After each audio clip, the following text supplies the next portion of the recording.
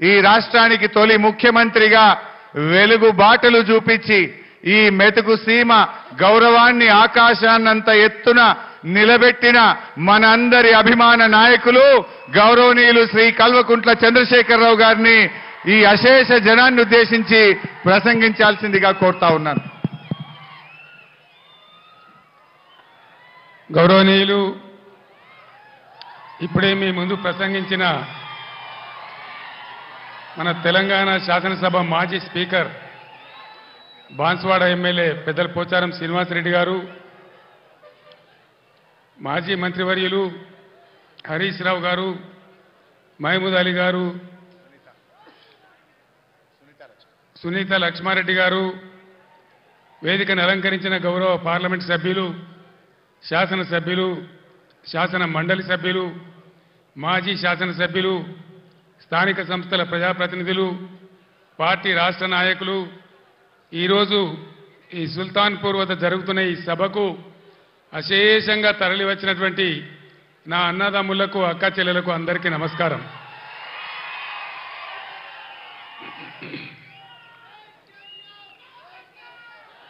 ఇక్కడ జరుగుతున్నటువంటి మెదక్ జహీరాబాద్ పార్లమెంటు నియోజకవర్గ అభ్యర్థులుగా పోటీ చేస్తున్న గౌరవ వెంకట్రామరెడ్డి గారు, గౌరవనీయులు శ్రీ అనిల్ గారు, మీ ఆశీర్వాదం కోసం వాళ్ళు ఇక్కడ ఈ సభలో మీతో పాటుగా ఉన్నారు. నేను రాజకీయంగా ఎంతో ఎత్తు ఎదగడానికి తెలంగాణ రాష్ట్రం సాధించేటువంటి పోరాట పటిమ నాకు అందించి నన్ను పెంచింది ఈ మెతుకు సీమ. మీరిచ్చిన బలమే ఢిల్లీతోని కొట్లాడి ఆనాడు ఢిల్లీ మెడలు వంచి ఈ తెలంగాణ మనం తెచ్చుకున్నాం. మీ దీవెన లేకపోతే, మీ అండదండలు, మీ ఆశీర్వచనం లేకపోతే, ఈ మెతుకుగడ్డ నీళ్లు రక్తం నా శరీరంలో లేకపోతే నాకు ఈ స్థాయి వచ్చేదే కాదు. మొన్న జరిగినటువంటి అసెంబ్లీ ఎన్నికల్లో కూడా ఏ జిల్లాలో రానంత భారీ మెజారిటీ ఇచ్చి హరీష్ రావు గారు తదితరుల నాయకత్వంలో 7 ఎమ్మెల్యేలు కల్పించిన నా మెతుకుసీమ గడ్డకు 2 చేతులెత్తి నేను నమస్కారం చేస్తా ఉన్నాను. ఎన్ని జన్మలెత్తినా కూడా మీ రుణం నేను తీర్చుకోలేదని చెప్పి నేను మనవి చేస్తా ఉన్నాను. ఇవాళ కొంతమంది తెలివి ఉన్నవాడు, తెలివి లేనివాడు, అడంపొడుగు మాట్లాడేవాడు బీఆర్ఎస్కు పార్లమెంటు ఓట్లెందుకు, సీట్లెందుకు అని మాట్లాడుతూ ఉన్నారు. ఇప్పుడే కావాలి బీఆర్ఎస్కు పార్లమెంట్లో ఓట్లు, సీట్లు. ఎందుకు? ఆనాడు నన్ను మీరు ఆశీర్వదించకపోతే, నేను వెళ్ళి కరీంనగర్ ఎంపీ గెలవకపోతే, పార్లమెంట్లో నేను తెలంగాణ బిడ్డగా గర్జించకపోతే మనకు తెలంగాణ రాష్ట్రం ఎక్కడి నుంచి వచ్చేది? ఈరోజు కూడా తెలంగాణ ప్రజల ఆకాంక్షలు, ఆశలు, హక్కులు నెరవేరాలంటే ఖచ్చితంగా టీఆర్ఎస్ బిడ్డలు పార్లమెంట్లో ఉంటేనే మన హక్కులు, అధికారాలు నెరవేరితే నేను మీకు మనవి చేస్తా ఉన్నా. ఏం జరుగుతూ ఉంది మీరు చూస్తూ ఉన్నారు. ఇప్పుడే పెద్దలు పోచారం గారు చెప్పినారు, పాలిచ్చే భార్యను ఎత్తేసి దున్నపోతుని తెచ్చుకున్నామని. జరుగుతుంది. రాజకీయాలలో అప్పుడప్పుడు గమ్మత్తుగా గుడ్డి లక్ష్మి వచ్చినట్టు కొంతమంది లిల్లీ పుట్టుగాళ్ళకు కూడా అధికారం వస్తుంది. వాళ్ళని ఎందుకంటారు లిల్లీ పుట్టని? ప్రజల అధికారం ఎందుకు ఇస్తారు? మాకు సేవ చేయమని, రాష్ట్రాన్ని బాగు చేయమని, గత ప్రభుత్వం కంటే కొన్ని మంచి పనులు చేయమని అధికారం ఇస్తారు, కానీ అడ్డదిడ్డం పనులు చేయమని చెప్పరు. ఇలా ఏం జరుగుతూ ఉంది ఈ రాష్ట్రంలో?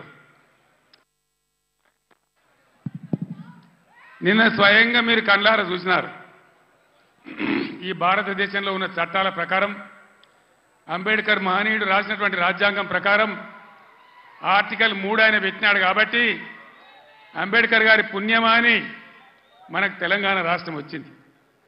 ఆ మహనీయుని గౌరవించుకోవాలని, గుండెల్లో పెట్టుకోవాలని 125 ఫీట్ల ఎత్తున ఉండేటువంటి, ప్రపంచంలోనే ఎక్కడ లేనటువంటి, భారతదేశంలో ఎక్కడ లేనటువంటి అంబేద్కర్ విగ్రహాన్ని మనం హైదరాబాద్లో కట్టుకున్నాం. పోయిన సంవత్సరం మీరందరూ కూడా చాలామంది వచ్చినారు, బ్రహ్మాండంగా దాన్ని ఆవిష్కరణ చేసుకున్నాం.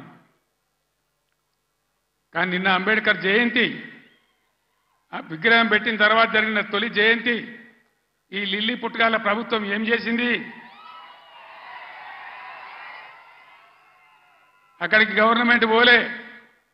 ఆ మహనీయునంత హిమాలయ పర్వతం అంతా ఎత్తున్న విగ్రహానికి ఒక పువ్వు పెట్టలే, ఒక పూలమాల పెట్టలే, అంజలి ఘటించలే. అనేక రాష్ట్రాల నుంచి ప్రజలు వచ్చినారు చూడడానికి.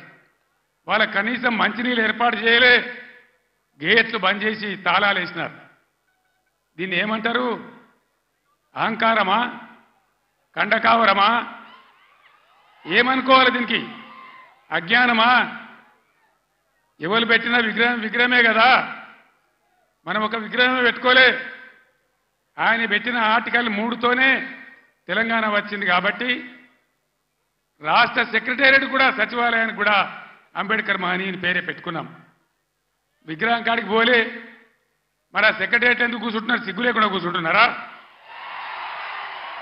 అది కూడా అంబేద్కర్ పేరు మీదనే ఉన్నది కదా.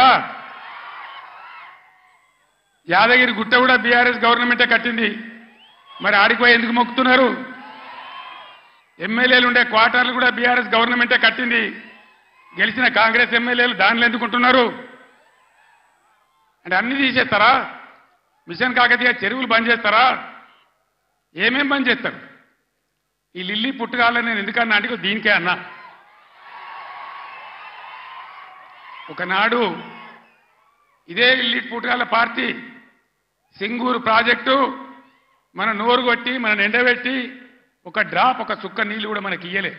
హైదరాబాద్కి ఇచ్చినారు. బాధపడ్డాం, ఏడ్చినాం. పొలాలు ఎండిపోయినాయి. అక్కడ నిజామాబాద్ వాళ్ళు ధర్నా, ఇక్కడ మెదకోళ్ళు ధర్నా. ఇయ్యలే. తెలంగాణ వచ్చినాక కదా ఇదే హరీష్ రావు ఇరిగేషన్ మంత్రిగా ఉండి జటా కాలువలు తవ్వి నీళ్లు సింగూరు కాలువలు తవ్వితే కదా ఆందోళనకు నీళ్ళు వచ్చినాయి, పంటలు పడినాయి. ఎక్కడి నుంచి వాడుకున్నాం సింగూరు నీళ్లు? ఇచ్చినరా వీళ్ళు? వచ్చినాయా ఆనాడు నీళ్లు? ఇవాళ ఏం చేస్తారు ఈ లిల్లీ పుట్టుగాళ్ళు? సంగమేశ్వర, బసమేశ్వర 2 లిఫ్ట్లు పెట్టుకున్నాం, బ్రహ్మాండమైనటువంటి. కాళేశ్వరం నీళ్లతోని సింగూరుకు లింక్ పెట్టుకున్నాం కాబట్టి అటు నిజాం సాగర్ కానీ, ఇటు మెదక్ జిల్లా కానీ మలన్న సాగర్తో కలుపుకున్నాం కాబట్టి బ్రహ్మాండంగా సంగమేశ్వర, బసమేశ్వర, నారాయణ ఖేడ్కు, జైరాబాద్కు నీళ్ళు వచ్చేటువంటి లిఫ్ట్ పెట్టుకున్నాం. అక్కడ 1,00,000 ఎకరాలు, ఇక్కడ 1,00,000 ఎకరాలు. ఆందోళన నియోజకవర్గానికి కూడా 1,00,000 ఎకరాలు. ఎక్కడ పెట్టిన దాన్ని? ఎందుకు పడబెట్టినరు? ఎందుకు కోల్డ్ స్టోరేజ్లో పెట్టినరు? దయచేసి మీరు ఆలోచన చేయాలి. నేను మీ అందరినీ కోరుతా ఉన్నా, దళిత బిడ్డలను, దళిత మేధావులను నేను కోరుతా ఉన్నా. అంబేద్కర్ గారిని అవమానిస్తే మనం మౌనం పాటించుదామా? దళిత బంధు పెడితే నోరు మూసుకొని పడిందామా? ఇవాళ వాళ్ళకి సురుకు పెట్టాలి. ఇదే పార్లమెంట్ ఎన్నికల్లో బిడ్డ మీరు మోసం చేస్తే గుద్దిత కింద పడకూడదామనే జవాబు మీరు చెప్పాలని చెప్పి నేను మిమ్మల్ని కోరుతా ఉన్నా. తెలంగాణ ఉద్యోగ ఉపాధ్యాయ సోదరులకు కూడా నేను కోరుతా ఉన్నా, ఏం జరుగుతా ఉంది 4 నెలల సమయంలో ఇప్పుడు 5వ నెలకు వచ్చింది గవర్నమెంట్ వచ్చి. మీకు మేము ఎంత గౌరవం ఇచ్చినాం. ఆగమాగం కావద్దు. ఎలక్షన్ వస్తే పిచ్చోళ్ళలాగా ఓట్లు వేయద్దు. నిలకడగా ఆలోచన చేయాలి. నిజానిజాలేందో తెలుసుకోవాలి. అప్పుడే మనకు సరి అయిన న్యాయం జరుగుతుంది. ఈ ప్రభుత్వం మెడలు వంచి మొన్న వాళ్ళు చేసిన ఆగమాగం హామీలు ఏవైతున్నాయో అవి నెరవేర్చాలంటే పార్లమెంట్ ఎలక్షన్లలో సురుకు పెట్టి చూపెడితేనే అవి సాధ్యమైందని మీ అందరికీ తెలియజేస్తా ఉన్నా. ఇవన్నీ మీకు కనబడతలేవా? నేను చెప్పానా? ఉద్యోగులను ఎంత గౌరవించినాం, ఎంత జీతం ఇచ్చినాం, ఎంత పెద్ద పీఆర్సీలు ఇచ్చినాం, తెలంగాణ స్పెషల్ ఇంక్రిమెంట్ ఎట్లా ఇచ్చినాం, ఇవన్నీ మీరు మర్చిపోయి ఇలా ఆగమాగం అడివడే అవుతామంటే మీరే నష్టపోతారు తప్ప బీఆర్ఎస్ పార్టీ కాదు. మీకు తెలివితేటలు ఉన్నాయి కాబట్టి, బుద్ధి ఉంది కాబట్టి, గౌరవం ఉంది కాబట్టి ఆలోచన చేసి చెక్ బ్యాలెన్స్ చేయాలని చెప్పి తెలంగాణ ఉద్యోగ ఉపాధ్యాయ సోదరులను కూడా ఈ సందర్భంగా నేను మేధావులుగా మీరు ఆలోచించాలని, ఈ గవర్నమెంట్ ముక్కుతాడేయాలని చెప్పి నేను మీకు కూడా అప్పీల్ చేస్తా ఉన్నా. ఇక్కడికి పోయి మన కరెంటు 9 ఏళ్ళ కన్నురేప కొట్టినంతసేపు అయినా కరెంటు పోయిందా? ఇవాళ పోతుందా? మరి ఇట్లే పోవన్నా ఉండాలి కదా. ఉండాలంటే పార్లమెంట్ ఎలక్షన్లో బీఆర్ఎస్ గెలవాలి. మెదక్ల వెంకట్రామరెడ్డి, జైరాబాద్లో అనిల్ గెలిస్తేనే ఎల్పడా దాపడా కోళ్ళలాగా ఉన్నారు. ఇద్దరు కూడా చదువుకున్నోళ్ళు. ఒక ఆయన ఐఏఎస్ అధికారి, ఇంకొక ఆయన తెలంగాణ ఉద్యమకారుడు. బ్రహ్మాండంగా ఈ కాంగ్రెస్ ముక్కు విండి మీ హక్కులు సాధించాలంటే వాళ్ళని గెలిపించాలని చెప్పి నేను మిమ్మల్ని కోరుతా ఉన్నా. గెలిపిద్దామా? కారు గుర్తుకే. సభ అయిపోలేదు, ఉండండి.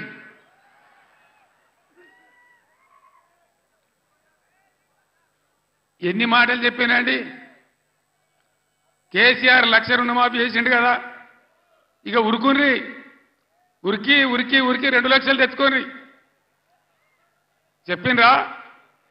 డిసెంబర్ 9 నాడే మాఫీ చేస్తాం.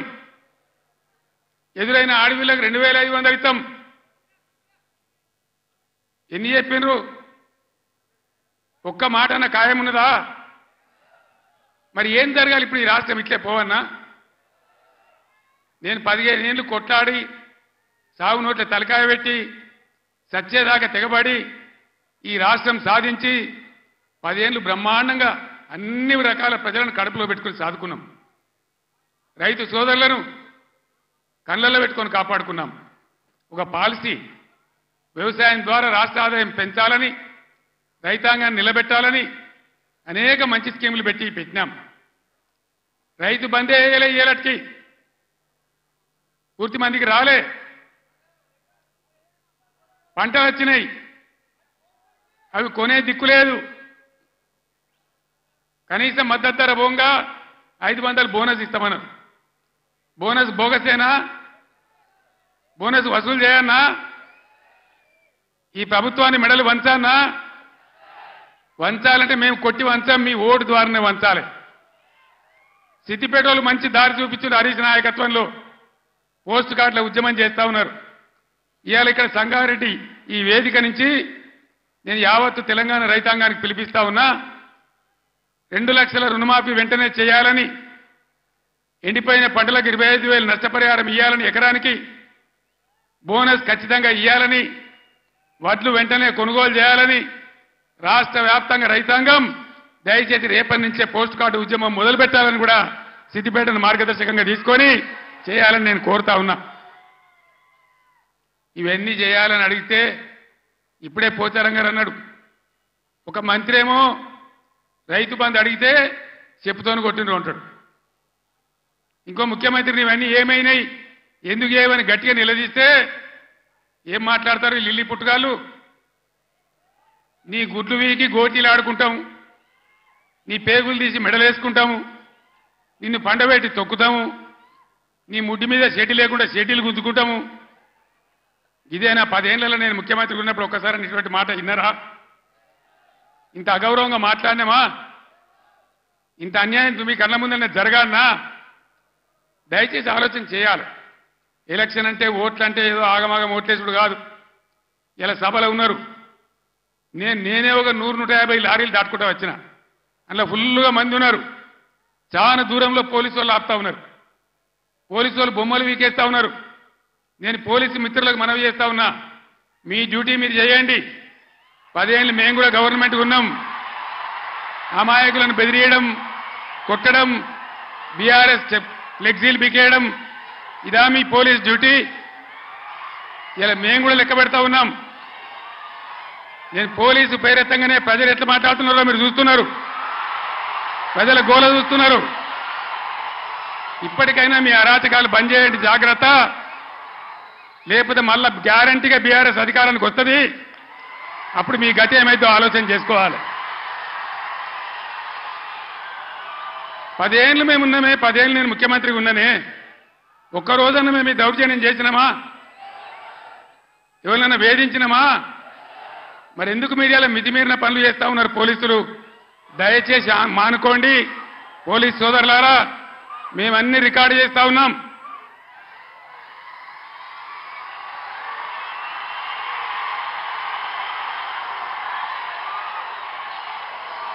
ఈ ప్రజల స్పందన చూసైనా మీరు మారాలి. డీజీపీ గారు మీరు మారాలని నేను చెప్తా ఉన్నా, లేకపోతే మీ మీదకి ప్రజలే తిరుగుబడే రోడ్ వస్తుంది, జాగ్రత్త అని నేను చెప్తా ఉన్నా. మా కార్యకర్త తెలంగాణ ఉద్యమకారుడు సల్వాజీ మాధవరావు అని కరీంనగర్ జిల్లా ధర్మారంలో పెద్దపల్లి జిల్లాలో ఆయన సోషల్ మీడియాలో ఒక పోస్ట్ పెట్టిండని చెప్పి ఆయన మీద అక్రమ కేసులు పెట్టి ఇలా జైలు తరలించినారు. ఆయన కరీంనగర్ జైల్లో ఉన్నాడు. ఇది మీకు న్యాయమా? డీజీపీకి ఏమైనా గౌరవం ఉంటే ఆ సల్వాజీ మాధవరావు మీద ఏదైతే జరిగిందో దాని మీద స్పెషల్ కమిటీ సీనియర్ ఐపీఎస్ ఆఫీసర్తో ఎంక్వైరీ చేయాలి. ఏ సబ్ ఇన్స్పెక్టర్ ఏ సర్కిల్ ఇన్స్పెక్టర్ దౌర్జన్యానికి పాల్పడ్డాడో వాళ్ళ మీద మీరు చర్యలు తీసుకోవాలి. లేకపోతే తస్మాత్ జాగ్రత్త, మేము న్యాయస్థానం తలుపులు దాడతామనే మనవి చేస్తా ఉన్నా. మేము కూడా మస్తుగా చూసినాం. నేను కేంద్ర మంత్రిగా పనిచేసిన, రాష్ట్ర మంత్రిగా పనిచేసిన, ఇదే జిల్లాలో 20 ఏళ్ళు ఎమ్మెల్యేగా ఉన్నా, ముఖ్యమంత్రిగా పనిచేసిన, కానీ దౌర్జన్యాలు ఎన్నడూ మీతో మేము చేయించలే. అనవసరంగా మీరు రాజకీయ చేసే వాళ్ళు చేస్తారు, మీకు అవసరం లేదు. ఆయాల ఎక్కడ చూసినా వరి కోతలు ఉండే, ఇవాళ కరెంటు కోతలు, క్రాప్ హాలిడేలు. దయచేసి ప్లీజ్ 10 నిమిషాలు, నేను ఎక్కువ మాట్లాడను, 15 నిమిషాలు నినాదాలు తర్వాత చెప్తాను తమ్ముడు. ఇదేంద్రా అంటే ఆ రోజు ఇవాళ ముఖ్యమంత్రి చెప్పిండు 2 లక్షల రుణమాఫీ డిసెంబర్ 9 తారీఖు. ఏడవాయ డిసెంబర్ 9 తారీఖు ఎవడో కూడా అన్నాడట, కూర్చుంటే లేవో శాత కాదు కానీ తాటి చెట్టు అంత ఎగురుతా అన్నాడట. డిసెంబర్ 9 పోయింది, అన్ని పోయినాయి. మళ్ళా ఆగస్టు 15 చేస్తామంటారు. మొన్న ఇంకో ఎమ్మెల్యే రేవూరి ప్రకాష్ రెడ్డి అని ఏడాది తర్వాత చేస్తామంటారు. అసలు వీళ్ళు చేస్తారా? వీళ్ళని నమ్మచ్చునా? వీళ్ళను వంగదీసి వీళ్ళ మెడలు వంచి 2 లక్షల రుణమాఫీ చేయించే బాధ్యత బీఆర్ఎస్ పార్టీ మేము తీసుకుంటా ఉన్నాం. అందరం కలిసి యుద్ధం చేద్దాం. పార్లమెంట్ ఎన్నికల్లో బీఆర్ఎస్ అభ్యర్థులను గెలిపించండి, బీఆర్ఎస్ కు బలాన్ని ఇవ్వండి. రైతుల పక్షాన బీఆర్ఎస్ పోరాటం చేస్తుందని మనవి చేస్తా ఉన్నా. లేకపోతే ఏమైతుంది? ఒక్క నిమిషం ప్లీజ్. స్లోగన్లు తర్వాత ప్లీజ్. అరే బాబు, స్లోగన్లు తర్వాత ప్లీజ్. ఈ మూలకున్నోళ్ళు బంద్ పెట్టనా ప్లీజ్, బంద్ చేయవా?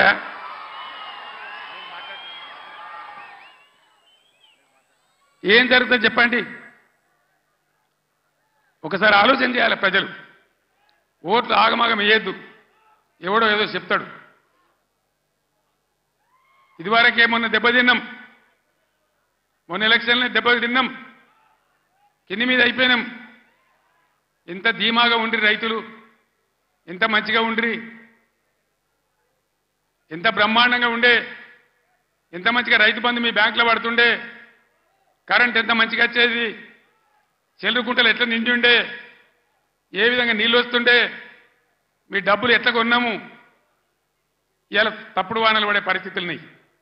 అక్కడక్కడ తెచ్చిన వాళ్ళు వడ్లు తడిచిపోతున్నాయి, కాంటాలు పెడతలేరు, కొనుగోలు జరుగుతలేదు. దాని మీద గవర్నమెంట్కు నియంత్రణ లేదు. అందువల్ల దయచేసి మేము కడుపులో పెట్టుకొని కాపాడిన రైతులు ఇలా ఆగమాగం అవుతా ఉన్నారు. రైతు బంధు రాకపోతే అప్పుల పాలైండు, లక్షల కొద్ది మోటార్లు కాలినాయి, ట్రాన్స్ఫార్మర్లు కాలినాయి. 3 ఎకరాలు వేసిన 1 ఎకరమే పండింది. ఆ ఎకరం పండిన దాన్ని కూడా కొనే దిక్కు లేదు. డబ్బులు ఇస్తారో ఈరోజు తెలుస్తలేదు, మద్దతు ధర వత్తలేదు, బోనస్ వత్తలేదు. బోనస్ బోగస్ కానియద్దు, అందరం కలిసి కొట్లాడాలి. నేను ముఖ్యమంత్రికి రాష్ట్ర ప్రభుత్వానికి హెచ్చరిక చేస్తా ఉన్నా. బోనస్ పేరు మీద మీరు తప్పించుకోలేరు. దానికి ఎలక్షన్ కమిషన్ అడ్డం రాదు. మేము కూడా మీద కంప్లైంట్ ఇయ్యము. ఏ రైతుకు ఎంత బాకీ ఉంటారో అంత బోనస్ చిట్టీలు కూడా ఇలా రాసి ఇవ్వండి. ఎలక్షన్లలో బాండ్ రాసి ఇచ్చారు కదా, అదే పద్ధతిలో ఇలా వాళ్ళకి బాండ్ ఇచ్చినట్టుగా ఇవ్వండి. మీకు అంత కాదంటే ఎలక్షన్ తెల్లారి ఇవ్వండి. కానీ బోనస్ ఎగబెడతామంటే మాత్రం ఇబ్బంది అయ్యే పరిస్థితి ఉంటుందని మనవి చేస్తా ఉన్నా. మిషన్ భగీరథ 6 సంవత్సరాలు ఇంట్లో ఆ ఇంట్లోనే నల్లా వచ్చి నీళ్లు దుంకితే ఎంత బ్రహ్మాండంగా మనం పండగ చేసుకున్నాం. ఒక ఆడబిడ్డ కనవల్లే, రోడ్డు మీద బిందెలు కనవల్లే, నీళ్ళ ట్యాంకర్లు కనవల్లే. ఇవాళ ఏం గతి చేస్తా ఉన్నారు? మళ్ళీ నీళ్ళ ట్యాంకర్లు ఎందుకు వస్తున్నాయి? ఆ లంబాడి తండ బాయి పేరుందో నాకు తెలియదు. ఆ బాయి చిమ్నీ బాయ్ అని మా ఇంటికే నీళ్ళు వస్తున్నాయని నేను పోయిన ఎలక్షన్లో లంబాడి తండకు పోయి చెప్పింది. మరి ఇవాళ మళ్ళీ ట్యాంకర్లు ఎందుకు వస్తున్నాయి? మంచినీళ్ళకి ఎందుకు బాధ పెడుతున్నారు అంటే శాతగాని ప్రభుత్వం ఉంది, అసమర్థులున్నారు, ఉన్న వసతులు కూడా వాడుకోవత్తలేదు. 9 ఏళ్ళు నడిచిన కరెంటు ఇయ్యత్తలేదు, 6 ఏళ్ళు నడిచిన నల్లా నీళ్ళు ఇయ్యత్తలేదు, రైతులను కాపాడే పరిస్థితి లేదు, రైతు బంధించే పరిస్థితి లేదు. ఈ విధంగా మళ్ళా మొదటికి తెస్తా ఉన్నారు. ఎన్ని మాటలు మాట్లాడిను. కళ్యాణ లక్ష్మి ₹1,00,000 కాదు, తులం బంగారం ఇస్తాం. ఇచ్చిన రాయనన్న ఒకింటికన్నా వచ్చిందా తులం బంగారం? మరి ఇట్లే కూర్చుందామా? నేను ఎక్కువ గంటల పట్టలు ఉపన్యాసం చెప్పా, 10 నిమిషాల్లో ముగించుదాం. ఏం జరుగుతుందో ఒకసారి ఆలోచన చేయండి.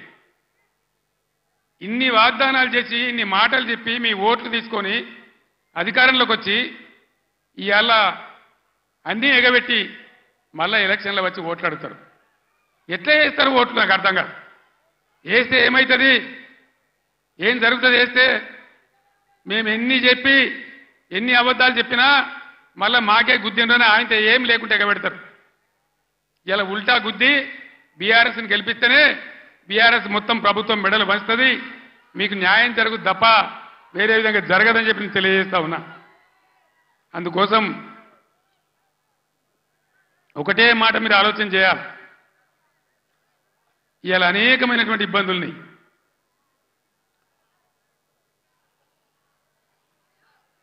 ఈరోజు మంచి అభ్యర్థులను పెట్టినాం, మంచి అన్ని విధాలుగా మిమ్మల్ని ఆదుకునే పద్ధతిలో వాళ్ళు పనిచేస్తారు, వాళ్ళని గెలిపించాలని చెప్పి నేను మిమ్మల్ని కోరుతా ఉన్నా. ఎంతసేపు చెప్పినా ఇదే చెప్పాలి, ఇటు దింపి అడిదింపి. ఒక్కటే మాట నేను చెప్తా ఉన్నా, ప్రజాస్వామ్యంలో ప్రజలు అన్ని ఆలోచించి ఓట్లు వేయాలి.